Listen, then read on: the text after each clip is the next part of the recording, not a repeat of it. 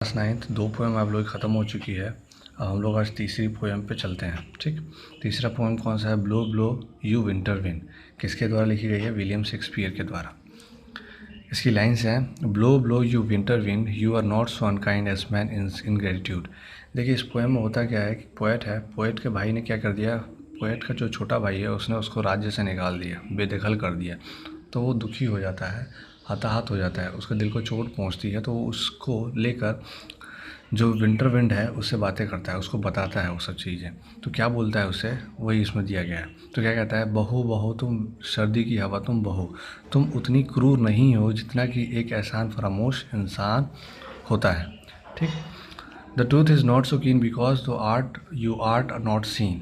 अब तुम्हारे दांत इतने तीक्ष्ण नहीं है या तुम्हारा प्रहार इतना तीखा नहीं होता है। क्यों? क्योंकि तुम दिखाई नहीं देते हो। Although you breath be rude, लेकिन तुम्हारा प्रभाव बहुत कठोर है।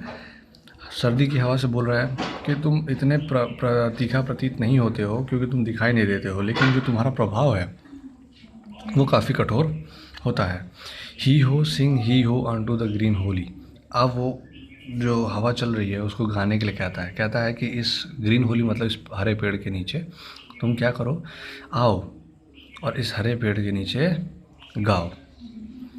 Most friendship is feeling most loving more holy then heigh ho high the Holi. अब इस लाइन में क्या होता है, कहता है कि आओ इस वृक्ष के नीचे आओ और किसी से गीत गाओ। मोस्ट फ्रेंडशिप इज़ फीलिंग मतलब अधिकतर मित्रता क्या होती है, वो दिखावा होता है। अ मोस्ट लविंग मोर फोली, और अधिक प्यार क्या होता है, मूर्खता होती है। This life is most jolly, आओ तुम आओ तो हमारा जीवन बहुत ही आनंदमय है। वो उसको आमंत्रित कहता है कि ये सभी चीज़ें होती हैं लेकिन हमारा जीवन कैसा होता है, आनंद से आनंदमय होता है।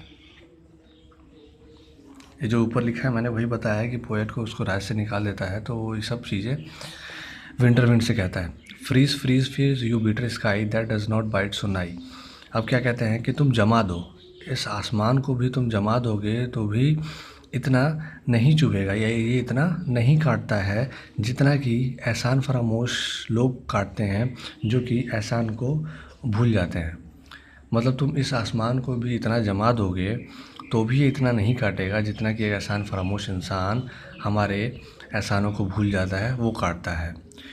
Though you the water swap the sting is not so sharp as friends remember not heigh ho high सिंग होली। ऐसे कुछ करके लाइन, लास्ट लाइन लिखा गया है। इस लास्ट लाइन में क्या मतलब आता है कि अगर तुम पानी को भी जमा दोगे तो उसकी जो स्टिंग है, उसका जो डंक है, वो इतना शार्प नहीं होता है जितना कि एक दोस्त हमारा जो होता है वो हमारे एहसान को भूल जाता है। वो इतना, उसका डंक कितना चुभता है जितना कि डंक तुम्हारे पानी के जमने से नहीं चुभता, उतना वो डंक चुभता है जो हमारा दोस्त हमारे एहसानों को क्या करता है, भूल जाता है। देखिए क्लास 9th इतनी मेहनत की जा रही है, आप लोग इस पोएम को खुद पढ़ें। ना समझ में आए तो मैंने ये वीडियो क्लिप जारी किया है, इसको देखें, समझें, पढ़ें और क्वेश्चन आंसर करने की कोशिश करें। ठीक, इस चैप्टर में आपको हार्ड वर्ड्स और मीनिंग भी लिखना है। आप अगर इस वीडियो को देख रहे हैं तो मैं समझ जाऊँगा कि आप हार्ड वर्ड्स के ऊपर ध्यान देंगे। ठीक, और याद करना है। स्कूल खुलते ही मैं सबसे सुनूंगा कि आप लोग इसका जो पोएम्स मैंने बताई हैं उसका समरी खुद आपको क्लास में बताना होगा।